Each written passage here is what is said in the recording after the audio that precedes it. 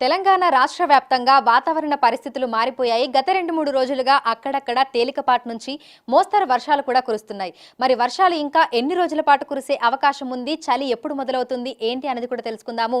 మనతో పాటు వాతావరణ శాఖ అధికారి శ్రీనివాస్ గారు ఉన్నారు. మిగతా విషయాలను ఆయన మాటల్లోనే అడిగి తెలుసుకుందాం. నమస్తే సార్. సార్, గత 2-3 రోజులుగా వాతావరణం మారిపోయింది. మళ్ళీ వర్షాలు కురుస్తున్నాయి. ఇంకా ఎన్ని రోజుల పాటు వర్షాలు కురిసే అవకాశం ఉంది? మనకి గత 3 రోజుల క్రితం ఈ చెన్నై తీరానికి సమీపంలో ఒక అల్పపీడన ప్రాంతం ఏర్పడింది. ఇది నిన్నటికి తీవ్ర అల్పపీడనంగా మారి మరి నిన్న సాయంత్రం మనకి నార్త్ తమిళనాడు ప్రాంతంలో ఇట్లా తీరాన్ని దాటేసింది. తీరాన్ని దాటి ఇలా ప్రయాణించి ప్రస్తుతం మనకి ఎడ్జసెంట్గా తెలంగాణకి పక్కనున్న కర్ణాటక ప్రాంతంలో అల్పపీడనంగా ఇక్కడ కేంద్రీకృతమైంది.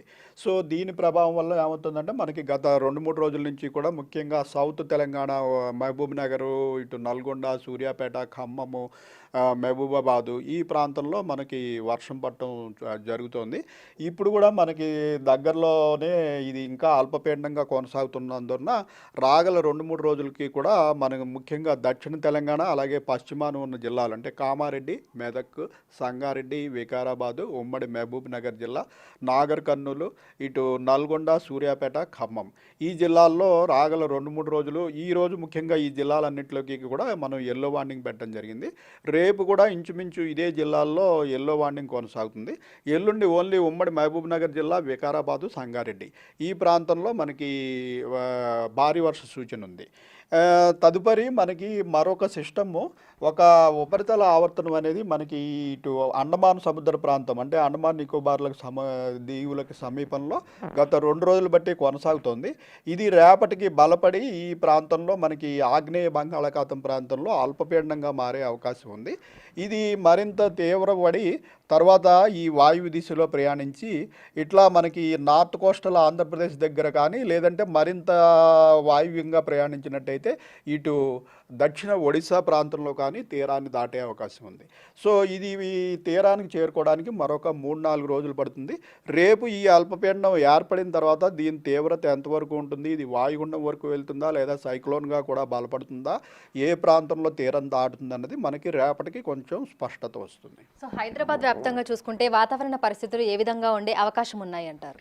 హైదరాబాద్లో కూడా ఇప్పుడు మనకి దగ్గరలో కర్ణాటక ప్రాంతంలో అల్పపీడనం ఉండటం వల్ల అలాగే మనకి అరేబియన్ సముద్రంలో కూడా మరొక అల్పపీడనం ఉంది. ఈ రెండింటి వల్ల మనకి తేమగాళ్ళు అనేటివి మళ్ళీ సెంట్రల్ తెలంగాణ అలాగే దక్షిణ తెలంగాణలో అవకాశం ఉంది. సో ఈరోజు రేపు కూడా తెలంగాణలో మన సిటీలో ఇలా క్లౌడీనెస్ కంటిన్యూ అయ్యి ముఖ్యంగా సాయంత్రం సమయంలో జల్లులు పట్టము, కొన్ని చోట్ల కొంచెం మోడరేట్ రెయిన్ వరకు అవకాశం ఉంది. పెద్దగా భారీ వర్షానికి అయితే అంతగా ఛాన్స్ లేదు. సో ఎండల తీవ్రత కూడా అప్పుడప్పుడు చూస్తున్నాము. మరి గరిష్ట ఉష్ణోగ్రతలు ఏ విధంగా నమోదవుతున్నాయి? రానున్న రోజుల్లో ఏ విధంగా ఉండే అవకాశం ఉంది అంటారు? మనకి గరిష్ట ఉష్ణోగ్రతలు ప్రస్తుతం 30 నుంచి 34 డిగ్రీల వరకు, అలాగే కనిష్ట ఉష్ణోగ్రతలు చూసుకున్నట్టయితే 19 నుంచి 24 డిగ్రీల వరకు కంటిన్యూ అవుతున్నాయి. మనకి మాన్సూన్ విత్డ్రావల్ అనేది 16వ తారీఖు నాటికి కంప్లీట్ అయిపోయింది. యాక్చువల్గా మాన్సూన్ విత్డ్రావల్ అయిపోయిన తర్వాత మ్యాక్సిమం టెంపరేచర్స్లో పెద్దగా పెరుగుదల ఉండదు, అలాగే పెద్దగా తగ్గకపోయినా మినిమం టెంపరేచర్స్ గ్రాడ్యువల్గా తగ్గుతూ ఉంటాయి. రాత్రిపూట టెంపరేచర్లు తగ్గుతూ ఉంటాయి.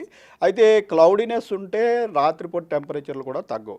ప్రస్తుతం మనకి ఇలా యాక్టివ్ సిస్టమ్స్ గత 3 రోజులు బట్టి ఒక డిప్రెషను, మళ్ళీ అది తీరాన్ని దాటము, మరొక అల్పపీడనం ఏర్పడటము, ఇది కూడా తీరం వైపు ప్రయాణించడము, వీటి వల్ల ఏమవుతుందంటే ఈ నెలాఖరు వరకు కూడా ఇంచుమించు మనకి తెలంగాణలో ఇలా క్లౌడీ వాతావరణ పరిస్థితులు, అడపాదడపా జల్లులు పట్టము, కొద్దిపాటి భారీ వర్షాలు పట్టము అన్నది ఈ నెలాఖరు వరకు కంటిన్యూ అవుతుంది. ఈ కంటిన్యూ అవడం వల్ల మనకి ఈ క్లౌడీనెస్ కూడా కంటిన్యూ అవడం వల్ల మినిమం టెంపరేచర్ల తగ్గుదల అనేది నెలాఖరు వరకు పెద్దగా అవకాశం లేదు. నవంబర్ ఫస్ట్ వీక్ నుంచి మనకి ఈ స్కై క్లియర్ అయిపోతే డే టెంపరేచర్లు గ్రాడ్యువల్గా కొద్దిగానే తగ్గినా నైట్ టెంపరేచర్లు మటుకు గ్రాడ్యువల్గా తగ్గి చల్లటి వాతావరణం మనకి తెల్లారుజామున చలి పెట్టడం అనేది ఇంచుమించు నవంబర్ నెలాఖరికి బాగా చలి పరిస్థితులు వచ్చే అవకాశం ఉంటుంది. ఋతుపవనాల తిరోగమనం అనేది ఎంతవరకు వచ్చింది? చలికాలం ఎప్పుడు ప్రారంభం అవుతుంది అని చెప్పుకోవచ్చు? ఋతుపవనాలు యాక్చువల్గా ఈ నెల 16వ తారీఖు నాటికి మనకి తెలంగాణ నుంచి పూర్తిగా ఉపసంహరించబడ్డాయి. అలాగే దేశం మొత్తం నుంచి కూడా ఉపసంహరించబడ్డాయి. ఋతుపవనాలు అంటే మనకి నైరుతి దిక్కు నుంచి వచ్చే గాలులు. ఈ నైరుతి దిక్కు నుంచి వచ్చే గాలులు మనకి ఈశాన్య దిక్కుకు మారిపోవడమే మనకి ఋతుపవనాల తిరోగమనం. అవే ఈశాన్య ఋతుపవనాలు అనమాట. ఆ ఈశాన్య ఋతుపవనాల వల్ల తెలంగాణలో పెద్దగా ఎఫెక్ట్ ఉండదు. కానీ మనకి ఈ ఎక్స్ట్రీమ్ సౌత్లో ఉన్నటువంటి తమిళనాడు రాష్ట్రానికి అదే ప్రధానమైనటువంటి వర్షాకాలం. సో అక్టోబర్, నవంబర్, డిసెంబర్ నెలలు తమిళనాడు రాష్ట్రానికి దానికి ఎడ్జసెంట్గా ఉన్నటువంటి మన సౌత్ కోస్టల్ ఆంధ్రప్రదేశ్లోని నెల్లూరు, చిత్తూరు, కడప ఈ ప్రాంతంలో కూడా ఆ సమయంలో వర్షాలు పడుతుంటాయి. సో ఈ నైరుతి ఋతుపవనాల సీజన్లో ఏంటంటే మనకి ఈ బంగాళాఖాతంలో ఏర్పడిన అల్పపీడనాలు వాయుగుండాలుగాను సైక్లోన్లుగాను మారడానికి అనుకూల పరిస్థితులు ఉంటాయి. జనరల్గా ఈ సీజన్లో 1-2 సైక్లోన్స్ అనేవి వస్తూ ఉంటాయి. సో ఇప్పుడు కూడా మనకి రేపటికి ఒక అల్పపీడనం వస్తుంది కాబట్టి ఈ అల్పపీడనం సైక్లోన్ వరకు వెళ్తుందా లేకపోతే వాయుగుండం వరకు వెళ్తుందా అన్నది మనకి రేపటికి స్పష్టత వస్తుంది. Thank you sir, thank you so much. So ప్రస్తుతం చూసుకుంటే ఇటు హైదరాబాద్తో పాటు తెలంగాణ రాష్ట్ర వ్యాప్తంగా కూడా మనకి వాతావరణ పరిస్థితులు అనేవి మారిపోయాయి. గత కొన్ని రోజులుగా మనం చూసినట్లయితే కూడా క్లౌడీ వెదర్ అనేది కంటిన్యూ అవుతూ వస్తుంది.